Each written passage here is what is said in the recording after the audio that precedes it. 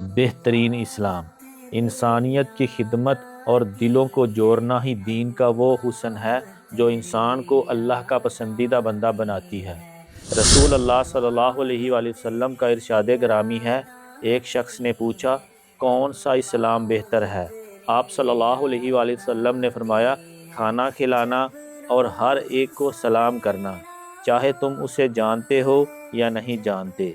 یہ حدیث ہمیں اسلام کے معاشرتی پہلو کی اصل روح سے روشناس کرواتی ہے۔ بہترین مسلمان وہ نہیں جو صرف اپنی ذات کی حد تک نیک ہو، بلکہ وہ ہے جس کا وجود دوسروں کے لیے راحت کا باعث بنے۔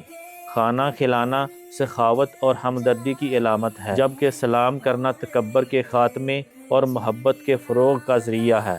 یہ عمل انسان کو اپنی ذات کے خول سے نکال کر دوسروں کی فکر کرنے والا بناتا ہے۔